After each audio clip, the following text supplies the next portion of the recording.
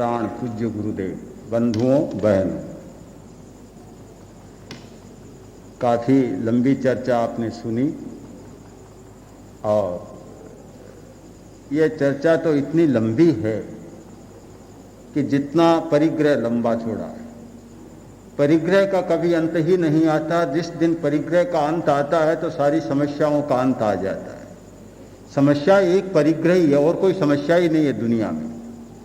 इसीलिए एक बार मैंने कहा था उदयपुर में, ये जो कहा जाता है अपरिग्रह परमो धर्म, ये सही नहीं है। नहीं, अहिंसा परमो धर्म, कहना चाहिए अपरिग्रह परमो धर्म। मूल बात अपरिग्रह है, मूल बात अहिंसा नहीं है। मूल दोष परिग्रह है, मूल दोष हिंसा नहीं है। परिग्रह के लिए हिंसा होती है, हिंसा के लिए परिग्रह नहीं होता। अपरिग्रह के लिए अहिंसा है, अहिंसा के लिए अपरिग्रह नहीं। तो अर्थ का मामला बड़ा उलझा हुआ रहा है। हमारे हिंदुस्तान में एक बहुत बड़े राजनीतिज्ञ हुए हैं जिनका नाम था चाणक्य, कौटिल्य। तो सम्राट चंद्रगुप्त का साम्राज्य जिन्होंने स्थापित किया और इतने बड़े साम्राज्य के सूत्रधार थे महामात्य चाणक्य, सारा संचालन करते थे। तो उन्होंने एक ग्रंथ लिखा है कौटिल्य अर्थशास्त्र। अर्थशास्त्र पर एक ग्रंथ लिखा, उसमें उन्होंने चर्चा की है कि 4 पुरुषार्थ होते हैं, धर्म, अर्थ, काम और मोक्ष। तो चारों में कौन सा बड़ा है? अलग अलग मत दिए आचार्यों के। अंत में अपना मत दिया है कि अर्थ एव प्रधानमिति कौटिल्य। मैं ये मानता हूं कि 4 पुरुषार्थ में अर्थ ही प्रधान है। मार्क्स ने भी यही कहा कि अर्थ प्रधान है। अर्थ के आधार पर समाज बनता है और बिगड़ता है। सारी समस्याएं अर्थ के कारण, धन के कारण पैदा होती है। अब मार्क्स और महावीर दोनों को एक सामने रखा है। महावीर से आप लोग परिचित हैं, बहुत सभी लोग जानते हैं। जैन धर्म को भी जानते हैं, शाद्वाद को जानते हैं, अनेकांतवाद को जानते हैं। साम्यवाद के नाम से भी बहुत लोग परिचित हैं, किंतु मार्क्स के नाम से शायद कम लोग परिचित होंगे। जब मार्क्स की मृत्यु हुई थी तो एंजेल्स जो उनका सहायक था, उन्होंने कहा कि मार्क्स दुनिया का एक बहुत बड़ा आदमी हुआ है और इसलिए कि आज सारा संसार या तो मार्क्स का समर्थन करता है या विरोध करता है, या तो उसके पक्ष में है या विपक्ष में है, किंतु सब मार्क्स को सामने रखकर चल रहे हैं। सचमुच ऐसा हुआ कि उन्होंने जो दर्शन दिया वह दर्शन इतना शक्तिशाली बन गया। और जब रूस में क्रांति हुई, लेनिन ने साम्यवाद की स्थापना की, कम्यून बनाए, तो वहाँ कुछ ऐसा हो गया कि दुनिया में एक साम्यवाद की लहर सी चल पड़ी और जो दूसरे और पूंजीवादी देश से सारे घबरा गए। एक बहुत शक्तिशाली दर्शन और उसका प्रयोग हो गया। इसलिए स्वाभाविक है कि आज महावीर के साथ मार्क्स को देखा जाए, दूसरों के साथ देखा जाए। मार्क्स क्रांति करने वाले नहीं थे, उन्होंने क्रांति का दर्शन दिया था। क्रांति की थी लेनिन ने, किंतु उन्होंने जो दर्शन दिया उस दर्शन में अगर महावीर को हम लाते हैं तो महावीर और मार्क्स की 2 दिशाएं हो जाती है। भगवान महावीर का सारा दर्शन चैतन्यवाद पर आधारित है, आत्मा पर आधारित है। आत्मा से शुरू होता है, उसका मध्य भी आत्मा है और अंत भी आत्मा है। मार्क्स का सारा दर्शन द्वंद्वात्मक जड़वाद है। मार्क्स ने 2 सिद्धांत मुख्य दिए, एक द्वंद्वात्मक जड़वाद और दूसरा ऐतिहासिक जड़वाद। द्वंद्वात्मक जड़वाद है, उन्होंने एक सिद्धांत दिया था कि बाद, संवाद और प्रतिवाद, थीसिस एंटीथीसिस प्रतिवाद होता है, सिंथेसिस होता है यानी थीसिस होता है, संवादिता होती है और उसका प्रतिवाद होता है कि एक व्यवस्था चलती है और उस व्यवस्था में अपने दोष आते चले जाते हैं, और जब दोष आते हैं तो फिर एंटीथीसिस होता है, उसका प्रतिवाद शुरू होता है और उसी में उसका विनाश शुरू हो जाता है। उनका ऐतिहासिक जड़वाद था कि वर्ग संघर्ष की स्थितियां हमेशा समाज में बनती रही है और उन स्थितियों के कारण समाज में परिवर्तन होता रहा है। इस दर्शन की तुलना में जब महावीर को देखते हैं, जैन दर्शन को देखते हैं, तो बिल्कुल विरोधी धारा बन जाती है। एक ओर जड़वाद का स्वर तो दूसरी ओर आत्मवाद का स्वर, चैतन्य का स्वर। किंतु दार्शनिक मीमांसा और धारा को मैं छोड़ देता हूं, बड़ा थोड़ा उलझा हुआ जटिल प्रश्न है और मेरे सामने जो श्रोता है शायद उस चर्चा में मैं जाऊंगा तो या तो नींद की स्थिति में होंगे या रास्ता नापने की स्थिति में होंगे, हो सकता है, क्योंकि अधिकांश श्रोता इस बात को नहीं समझ पाएंगे और स्थिति वही बन सकती है जैसे बार कहा था नहीं वह शास्त्रीय संगीत वाले की। शास्त्रीय संगीत शुरू हुआ, काफी प्रचार किया गया, लोग काफी आ गए, हाल भर गया, और उसने जब आलापना शुरू किया तो शास्त्रीय फिल्मी गाना तो था नहीं, शास्त्रीय संगीत था, आलाप में ही आधा घंटा 1 घंटा तो लग गया करने में। तो सारे श्रोता उब गए बैठे बैठे। उमस का समय होगा, गर्मी के दिन होंगे, हाल में गर्मी, और सारे उब गए, चलते बने, चलते गए, हाल खाली हो गया। अब 1 घंटा बाद जब उसने संगीतज्ञ ने आंख खोली तो देखा कि सारा हॉल खाली है, केवल एक आदमी सामने बैठा है। तो बोला कोई बात नहीं, ये तो शास्त्रीय गाना है, कम से कम एक श्रोता तो मुझे मिला। वह बोला बाबूजी मैं तो श्रोता वोता कुछ नहीं हूं, दरी बिछी हुई है, उठाने के लिए बैठा हूं, आप उठें तो दरी लेकर चला जाऊं। हो सकता है यही स्थिति बने। तो उस दार्शनिक चर्चा में अधिक न जाऊं, किंतु उसका जो व्यावहारिक पक्ष है, जिस व्यवहार पर और बल दिया था, और मार्क्स ने स्वयं कहा था जब उनका पहला मैनिफेस्टो प्रकाशित हुआ 1848 में, और उस मैनिफेस्टो में उन्होंने इस बात पर भी चर्चा की कि दर्शन आज तक मनुष्य को बदल नहीं पाया। दार्शनिक परिवर्तन की चर्चा करते रहे हैं किंतु बदल नहीं पाए, इसलिए वैज्ञानिक दर्शन की जरूरत है। उनका व्यावहारिक पक्ष है परिवर्तन का, बदलने का। तो बदलने में मूल इस बात पर ध्यान दिया कि एक तो व्यक्तिगत स्वामित्व समाप्त होना चाहिए। संपत्ति समाज की है, संपत्ति किसी व्यक्ति की नहीं है, उस पर समाज का स्वामित्व होना चाहिए, व्यक्तिगत स्वामित्व नहीं होना चाहिए। दूसरी बात उत्पादन और वितरण, इन पर समाज का स्वामित्व होना चाहिए, व्यक्तिगत स्वामित्व नहीं होना चाहिए। और इसके लिए जरूरी है वर्ग संघर्ष, यानी सत्ता मजदूर के हाथ में आनी चाहिए, श्रमिक के हाथ में सत्ता होनी चाहिए। जब सत्ता आभिजात्य वर्ग के हाथ में रहेगी, उच्च वर्ग के हाथ में रहेगी, तो यह संभव नहीं हो सकेगा, क्योंकि उच्च वर्ग के लोग, आभिजात्य वर्ग के लोग अपने स्वार्थों को छोड़ना नहीं चाहते और वे श्रमिकों को उचित मूल्य देना नहीं चाहते। इसलिए सत्ता हस्तांतरित होनी चाहिए।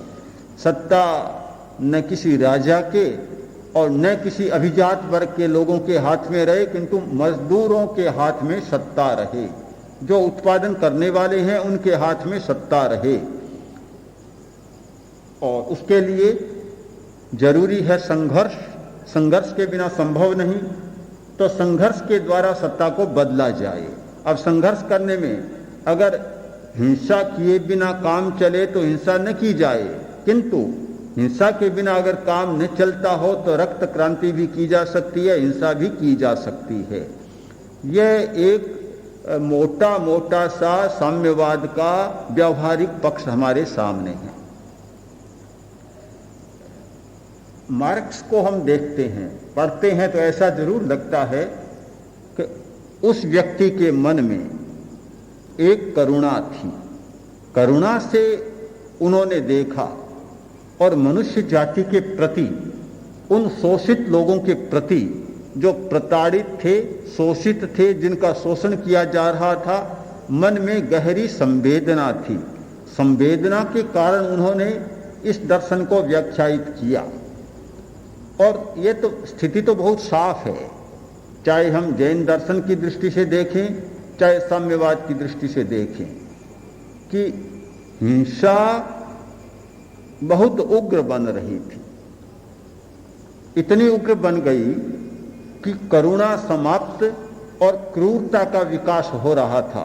भगवान महावीर ने धर्म का एक पहला लक्षण बतलाया, करुणा का विकास, संवेदनशीलता का विकास, सामने वाले व्यक्ति को वैसा ही अनुभव करें कि जैसा स्वयं को अनुभव करें। और ये करुणा जब सूख जाती है, उसका स्रोत सूखता है, तो फिर धर्म वहां टिकता नहीं, रहता नहीं। आपने नाम सुना होगा श्रीमद् राजचंद्र का, जो बहुत बड़े जैन श्रावक थे, किंतु बड़े अध्यात्म योगी, और जिन्होंने महात्मा गांधी को बोधि का बीज दिया था। और गांधी ने लिखा कि मैंने किसी को गुरु नहीं बनाया, मुझे कोई गुरु नहीं मिला, किंतु श्रीमद् राजचंद्र मेरे गुरु तुल्य जरूर बने। उनसे काफी उन्होंने प्राप्त किया। तो श्रीमद् राजचंद्र में जो धर्म का विकास हुआ था, कितनी करुणा थी, आप एक घटना से समझ सकते हैं कि गृहस्थ थे, जवाहरात का व्यापार करते थे। एक बार सौदा किया हीरों का, बाजार में काफी गड़बड़ आ गई, भाव काफी तेज हो गए। सौदा किया हुआ था और जिसके साथ सौदा था उसको काफी नुकसान हो रहा था। उस जमाने में 50,000 का घाटा हो रहा था। बहुत बड़ी बात, आज तो 50,000 कुछ नहीं आपके लिए, किंतु आप कल्पना करें कि आज से 80 वर्ष पूर्व 50,000 का कितना मूल्य था, बहुत बड़ा घाटा था। तो श्रीमद को पता चला, उसे बुलाया, बुलाकर कहा कभी वह रुक्का लाओ जिसमें हमारा एग्रीमेंट थे। उसने कहा श्रीमद आप इतनी जल्दबाजी क्यों करते हैं, मैं आपका पूरा चुका दूंगा, अभी मेरी स्थिति नहीं है, आप धैर्य रखें, पूरा का पूरा चुकाऊंगा, एक पैसा भी कमी नहीं रखूंगा। उन्होंने कहा किसने कहा चुकाओ, मैं कहता हूं रुक्का कहाँ है। अब वह रुक्का देने में हिचकिचा रहा है। तो बहुत आग्रह किया राजचंद्र ने, तो उसने वह रुक्का दिया। श्रीमद् राजचंद्र ने उस रुक्के को हाथ में लेकर और फाड़ते हुए कहा कि राजचंद्र दूध पी सकता है, किसी का खून नहीं पी सकता। रुक्के को फाड़ दिया, सौदा हमारा रद्द है, तुम जाओ। यह है करुणा। यह नहीं कि अवसर आ गया तो लोही नहीं और कुछ भी चूस लो सारा का सारा। ये जो शोषण की मनोवृत्ति, क्रूरता की मनोवृत्ति मनुष्य में रही है कि हर आदमी अपने स्वार्थ के लिए, अपनी सुविधा के लिए दूसरे का शोषण करने में, दूसरे के हितों को कुचलने में और दूसरे से अनुचित लाभ उठाने में बिल्कुल हिचकता नहीं है। इस मनोवृत्ति का भगवान महावीर ने बहुत विरोध किया था। और अभी रांका जी ने ठीक कहा कि कोई भी व्यक्ति श्रावक के, गृहस्थ के 12 व्रतों की आचार संहिता को ध्यान से पढ़ेगा तो उसे पता चलेगा कि स्थान स्थान पर क्रूरता पर कितना प्रहार किया गया है और करुणा, अनुकंपा या अहिंसा, मैत्री के भाव को जगाने का कितना प्रयास किया गया है। मार्क्स ने इसी पहलू का स्पर्श किया, इसी पहलू का, आध्यात्मिक दृष्टि से नहीं, धार्मिक दृष्टि से नहीं, किंतु मानवीय संवेदना के स्तर पर। महावीर ने किया था अहिंसा अध्यात्म के स्तर पर और मार्क्स ने किया केवल मानवीय संवेदना के स्तर पर। कि मनुष्य को कितना प्रताड़ित किया जाता रहा है। गरीब, शोषित, अशक्त और कम बुद्धि वाले लोगों को किस प्रकार समाज ने प्रताड़ित किया, इसका पूरा ऐतिहासिक अध्ययन किया, निष्कर्ष निकाले और ऐतिहासिक अध्ययन के आधार पर मार्क्स ने जो बातें कही वे सचमुच बहुत मूल्यवान हैं। और उन्होंने ऐसी व्यवस्था भी सुझाई कि समाज में श्रम का मूल्य बढ़ना चाहिए, श्रमिक का मूल्य बढ़ना चाहिए। बात तो बड़ी अजीब सी लगती है कि बुद्धि का मूल्य तो ज्यादा हो गया, श्रम का मूल्य कम हो गया। आप स्वयं अनुभव करेंगे, एक बुद्धिमान मैनेजर बैठा है, कोई विशेष श्रम नहीं करना पड़ता, 5,000, 10,000, 20,000 मासिक लेता है। एक मजदूर कठोर से कठोर सारे दिन श्रम करता है, मुश्किल से 10, 20, 30 रुपये मिलते हों। कितना बड़ा अंतर है, बहुत बड़ा अंतर है। तो ये जो बुद्धि का तो अतिरिक्त मूल्य हो गया और श्रम का मूल्य कम हो गया, इस पर मार्क्स ने बहुत बल दिया कि बुद्धि और श्रम में इतनी दूरी नहीं रहनी चाहिए। ये बहुत ज़्यादा दूरी है, कुछ दूरी तो हो सकती है। इसे मार्क्स ने स्वयं स्वीकार किया कि कुछ दूरी तो हो सकती है, पर इतनी दूरी न रहे कि पेट ही न भरे। पेट तो समान है। मैंने शिविर में एक दिन एक कहानी कही थी हजरत उमर की, कि जब हजरत उमर से कहा गया कि आप इतने बड़े पद पर हैं, शाही नौकरी में हैं और बड़े अधिकारी हैं, आप वेतन इतना कम क्यों लेते हैं? आप क्यों नहीं कर्मचारियों से अधिक वेतन लें? कर्मचारी के बराबर वेतन ले रहे हैं। तो हजरत उमर ने कहा कि मेरा पद बड़ा हो सकता है, पर मेरा पेट उनसे बड़ा नहीं। पेट तो हम दोनों के बराबर है। एक छोटे कर्मचारी का मेरा पेट तो बराबर है, तो कम से कम पेट भरे उतना तो बराबर होना चाहिए, और ज्यादा की बात ज्यादा जाने। पर स्थिति ये बन गई कि एक बुद्धिमान का पेट तो बहुत बड़ा हो गया और कम बुद्धि वाले, अशक्त और कमजोर और मजदूर का पेट बिल्कुल छोटा हो गया। इस असमानता ने जो समाज में एक विषमता की स्थिति पैदा की थी, उस विषमता की स्थिति को मिटाने में मार्क्स ने एक बहुत व्यावहारिक मार्ग सुझाया। समता की बात महावीर ने कही, समता का दर्शन दिया, और महावीर के दर्शन को अगर एक शब्द में कहा जाए तो उनका दर्शन है समता, सामायिक। सामायिक को छोड़कर महावीर का कोई धर्म नहीं है, सारा धर्म सामायिक में सिमट जाता है। और मार्क्स का भी समता है। आधार दोनों भिन्न है दोनों के, पर समता के नाम पर दोनों मिल जाते हैं। जहां स्वावलंबन का प्रश्न था, आत्मनिर्भरता का प्रश्न था, श्रम का प्रश्न था, तो महावीर तो श्रमण परंपरा में ही जन्मे। श्रमण परंपरा जिसका अर्थ ही होता है श्रम करना, तपस्या करना, मुफ्त का न खाना, आराम तलब न होना। सारे श्रमण की चर्या ही तपस्या पर और श्रम पर और स्वावलंबन और आत्मनिर्भर पर रही हुई है।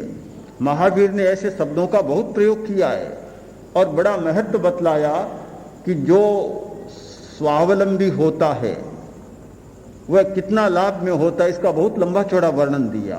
आत्मनिर्भर होना, स्वावलंबी होना, अपने पैरों पर खड़ा होना, तपस्वी होना, आराम तलब न होना, ये सारी बहुत बड़ी बातें हैं और इनका बड़ा महत्व दिया। तो मार्क्स ने भी श्रम को बहुत महत्व दिया। स्थिति यह बन गई थी कि श्रम के अभाव में समाज में किस प्रकार की परिस्थिति बन जाती है। एक कहानी है तो व्यंग्यात्मक, किंतु इस पर बहुत सुंदर प्रकाश डालती है कि आदमी की कैसी स्थिति बनती है, समाज की कैसी स्थिति बन जाती है।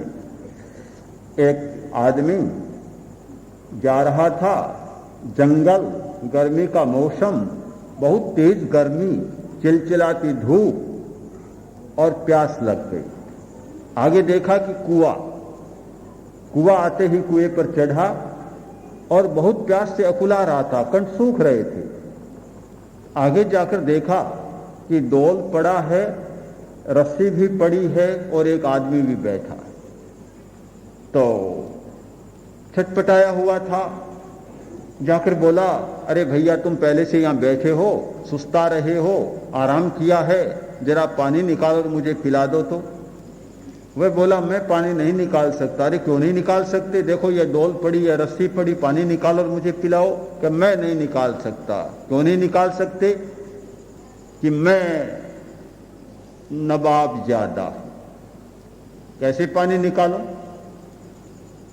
अगर पानी निकालूं तो लोग देख ले तो क्या कैसा लगे कि नवाब ज्यादा पानी निकालता है, मेरी प्रतिष्ठा मिट्टी में मिल जाए। मैं नहीं निकाल सकता। तुम नहीं जानते, प्यास तो मुझे भी लगी है, प्यासा हूं, बहुत देर से बैठा हूं, देखता हूं कोई आए मुझे पानी पिलाए। तो अच्छा हुआ तुम आ गए, तुम मुझे पानी पिला दो, निकालो और पिला दो। तो वह बोला, मैं भी नहीं निकाल सकता। क्यों नहीं निकाल सकते? कि मैं अमीर ज्यादा हूं, मैं कैसे निकालूं? मैं भी नहीं निकाल सकता। कि अच्छा आओ तो बैठ जाओ एक पंगत में। दोनों बैठ गए। थोड़ी देर हुई, तीसरा आदमी आया और वह भी प्यासा था। वह आकर दोनों से बोला, अरे भैया इतनी देर से बैठे हो, जरा पानी तो निकालो, पानी पिए, पानी पिलाओ मुझे। बोले, हम पानी नहीं निकाल सकते। क्यों नहीं निकाल सकते? देखो ये डोल पड़ी, रस्सी पड़ी, सारी सामग्री है, पानी निकालो और पिलाओ। कि नहीं निकाल सकते। क्यों? एक ने कहा मैं नवाब ज्यादा हूं, दूसरे ने कहा मैं अमीर ज्यादा हूं।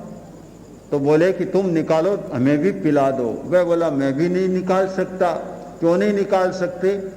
कि मैं शाहजादा हूं, कैसे निकालूं पानी, मेरी प्रतिष्ठा मिल जाए धूल में।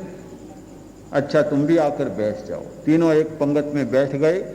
अब प्रतीक्षा कर रहे हैं, प्यासे मर रहे हैं, कंठ सूख रहे हैं, गर्मी तेज होती जा रही है और पानी भी है, कुआं है, निकालने के साधन भी है, पर निकाले कैसे, बड़प्पन बाधा दे रहा है। देखते देखते थोड़ी देर हुई और एक कोई चौथा आदमी आया, वह भी प्यासा था। उसने भी आकर वही कहा जो पहलों ने कहा। तो उन्होंने कहा, हम तो पानी नहीं निकालेंगे। क्यों नहीं निकालेंगे? तो वही स्वर सुना। एक ने कहा अमीर ज्यादा हूं, एक ने कहा नवाब ज्यादा हूं, एक ने कहा शाहजादा हूं। उसने कहा, अच्छी बात है, बैठे रहो, चिरंजीव चिरजीव रहो। गया, डोल को उठाया, रस्सी बांधी और कुएं में डाला, पानी निकाला और सबने कहा हमें पिलाओ, हम पिलाओ। वह बोला, चुप रहो। पानी पिया, बच्चा था उसको नीचे डाल दिया, पिलाया नहीं, चलने लगा। उन्होंने कहा, अरे भले आदमी, हमें भी पानी तो पिला दो। कि नहीं, मैं पानी नहीं पिला सकता। क्यों नहीं पिला सकता? कि मैं हराम ज्यादा।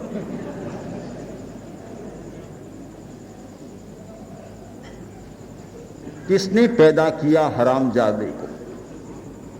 हरामजादा समाज में क्यों बना? किसने पैदा किया? इन अमीर जादों ने, नवाब जादों ने और शाहजादों ने हरामजादा को पैदा किया। पूरे समाज की स्थिति का आप विश्लेषण करें तो आपको पता चलेगा कि आज समाज में जो हिंसा की भावना, अपराध की भावना, यह रक्त क्रांति की भावना जो बनी है और बनती जा रही है, आज जो नक्सल आए, दूसरे हिंसा करने वाले आए, हत्या करने वाले आए, क्यों आए? इन हरामजादों ने पैदा किया है, पहले तीनों ने। अगर समाज में अमीर ज्यादा न हो, नवाब ज्यादा न हो, शाहजादा न हो तो हरामजादा को जन्म लेने की जरूरत भी नहीं। हम ठीक विश्लेषण करें कि सचमुच जो मार्क्स ने कहा उसमें कुछ सच्चाई है। सच्चाई नहीं है ऐसा हम नहीं कह सकते, सच्चाई है और ऐतिहासिक सच्चाई, ऐतिहासिक सत्य के आधार पर उन्होंने विश्लेषण किया और एक नया दर्शन सामने प्रस्तुत किया और बहुत व्यावहारिक और वैज्ञानिक दर्शन प्रस्तुत किया कि जब तक समाज की व्यवस्था में यह परिवर्तन नहीं होगा, और श्रम के आधार पर समाज की संरचना नहीं होगी, श्रम के आधार पर अर्थ का वितरण नहीं होगा, वस्तु का वितरण नहीं होगा, तब तक इस दुर्व्यवस्था को कभी रोका नहीं जा सकता। आप स्वयं अनुभव करते हैं कि एक और कितना संग्रह है, कितनी संपदा और कितना अनावश्यक जिसे कभी खा नहीं सकता आदमी। दूसरी ओर भूख की तड़प। एक बार डॉक्टर राम मनोहर लोहिया ने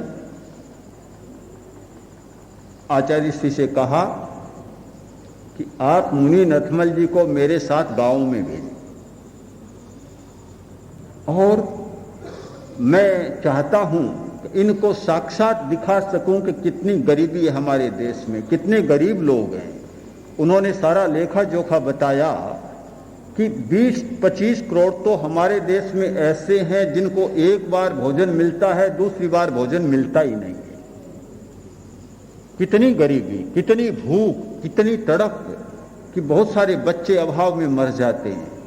तो एक और तो यह स्थिति है, दूसरी ओर इतनी जूठन के भोजन होता है, जीवनवार होता है, तो शायद जूठन इतनी डाली जाती है कि एक जीवनवार और हो जाए। कितना अपव्यय और कितने बड़े बड़े समारंभ। ये जो एक विषमता की स्थिति है, आज भी आप ये न माने कि इसका अंत हो गया है। आज की भी नई पीढ़ी और जो गरीबों में पैदा होने वाली नई पीढ़ी, उसके मन में कितना उबाल है, कितनी रक्त क्रांति की परिकल्पना है और कितनी जलन है, शायद आप लोग कल्पना नहीं कर सकते।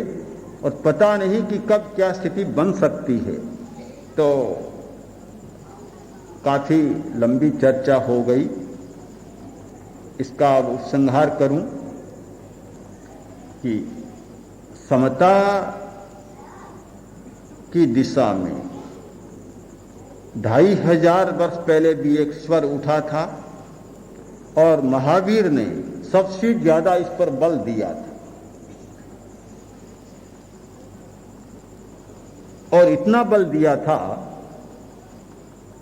कि उसके आधार पर एक तरह से महावीर के धर्म संघ में, यानी साधु संघ में, तो समता की बहुत बड़ी प्रतिष्ठा हो गई थी। और अध्यात्म के क्षेत्र में, मानसिक वृत्तियों के क्षेत्र में समता का बहुत स्वर गुंजित हुआ था, किंतु वह समाज के स्तर पर नहीं बना। महावीर ने 3 बातें कही थी जो 12 व्रत की आचार संहिता में बहुत स्पष्ट है। पहली बात, इच्छा का परिमाण करो। दूसरी बात, अर्थार्जन के साधन शुद्ध होने चाहिए। और तीसरी बात थी कि भोग और उपभोग का संयम होना चाहिए। संपदा होना कोई बुरी बात नहीं है। एक व्यक्ति करोड़ रुपया कमा लेता है तो कोई बुरी बात समाज के क्षेत्र में नहीं मानी जाती, किंतु उसका व्यक्तिगत भोग कितना होता है।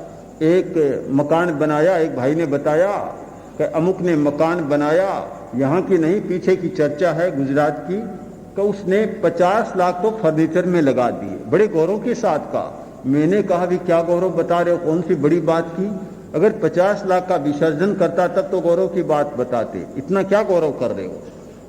सारा अपव्यय तो किया अपनी सुख सुविधा के लिए। तुम देखो रॉकफेलर को, अमेरिका का कितना बड़ा धनी, दुनिया का सबसे बड़ा धनी रॉकफेलर, उसकी लड़की गई लंदन में और वह बाजार में गई वस्तुओं को खरीदने के लिए। साथ में फोटोग्राफर भी थे, पत्रकार भी थे, सब साथ चल रहे थे। एक दुकान में गई चप्पल खरीदने के लिए, तो बहुत बढ़िया बढ़िया चप्पलें बताई गई। वह बोली मैं इतनी बढ़िया चप्पल नहीं खरीद सकती। क्यों? कि मेरे पास इतना पैसा ही नहीं है। तो एक पत्रकार ने पूछा कि रॉकफेलर की लड़की हो, तुम्हारे पास इतना पैसा नहीं। जो व्यक्ति प्रति वर्ष अरबों रुपए तो दान में देता है, उसकी लड़की के पास बढ़िया चप्पल खरीदने के लिए पैसा नहीं, कितनी गजब बात थी। तो उसने कहा कि मेरे पिता बहुत धनी है, दुनिया के बड़े धनी है, और अरबों अरबों रुपए हर साल दान में देते हैं, जन कल्याण में देते हैं। पर हमारे घर की परंपरा है कि व्यक्तिगत अर्थ बहुत सीमित मिलता हम लोगों को। हम लोग इतनी बढ़िया चीजें नहीं खरीद सकते। ये था दृष्टिकोण भगवान महावीर ने दिया कि व्यक्तिगत भोग और उपभोग का संयम। आपने आनंद श्रावक का सुना कि आनंद श्रावक कितना बड़ा समृद्ध उस समय का धनी था कि जिसके 4-4 करोड़ रुपए व्यापार में, ब्याज में, कितने पशु, कितनी गायें, हजारों गांवों का ब्रज, कितनी बड़ी संपदा थी, किंतु अपने लिए एक अंगूठे से ज्यादा नहीं रखता। उसका आप सारा जीवन की चर्या देखिए कि कितना त्यागी, कितना संयमी। एक और इतना धनपति, दूसरी ओर इतना त्यागी कि एक सामान्य गरीब आदमी भी नहीं रह सकता। यह था अपरिग्रह का दृष्टिकोण। किंतु आज तो लोगों ने अपरिग्रह को भी विकृत बना दिया। 12 व्रत को स्वीकार करते हैं, व्रती बनते हैं, तो त्याग कैसे लेंगे? अहिंसा का प्रश्न आएगा तो त्याग लेंगे कि सिंह की शिकार करने का त्याग है। अरे शेर की बात तो छोड़ो, शियाल को तो मार ही नहीं सकता, त्याग लेता है सिंह की शिकार नहीं करूंगा। और जहां अपरिग्रह का आया तो पास में तो 1 लाख रुपया नहीं रखेगा कि 5-10 करोड़ से ज्यादा रुपया रखने का त्याग। तो ऐसा अस्वाभाविक बना दिया कि उस मूल भावना को ही नहीं पकड़ा। तो जिस भूमिका पर महावीर ने अपरिग्रह का और समता का दर्शन दिया था, तो वह था इच्छा पर। और इच्छा पर एक कठिन बात है, जैसे अभी प्रश्न रखा मुनि सुखलाल जी ने, कि अपने स्वार्थ को छोड़ना, अपनी सुविधा को छोड़ना सबसे ज्यादा कठिन कार्य है। कोई आदमी अपनी सुविधा और स्वार्थ को छोड़ना नहीं चाहता। इसीलिए अपरिग्रह की बात कम समझ में आई, अहिंसा की बात ज्यादा समझ में आ गई। उसमें कठिनाई नहीं होती, अपरिग्रह की बात में बहुत बड़ी कठिनाई है। तो मार्क्स ने एक बात कही कि यह नियंत्रण के बिना संभव नहीं कि आदमी हृदय से समानता की बात करे। उन्होंने साथ में नियंत्रण को भी रखा, पर आखिर आदमी आदमी होता है, आदमी बदलता नहीं, नियंत्रण से भी नहीं बदलता। हृदय परिवर्तन मुश्किल है तो नियंत्रण से भी बदलना मुश्किल है। और आपने सुना हो कि रूस की एक कांग्रेस की रिपोर्ट में ये पंक्तियां थी कि इतना होने पर भी, नियंत्रण होने पर भी 40-40 लाख रूबल के घोटाले हो जाते हैं। अंत में टिप्पणी थी कि आखिर आदमी बदलता नहीं।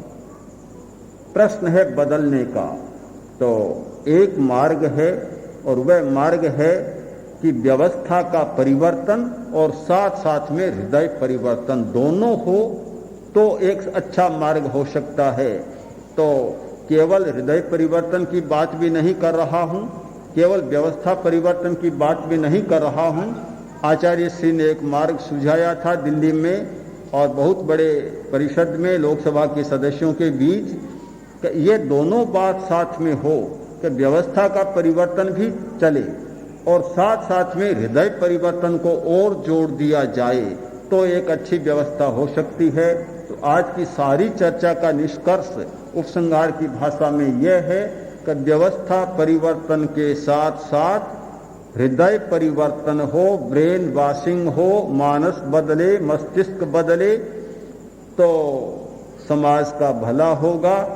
और फिर महावीर और मार्क्स को समझने का मौका मिलेगा। दोनों की तुलना के द्वारा जो निष्कर्ष आएगा उससे समाज को बहुत बल मिलेगा, लाभ भी मिलेगा।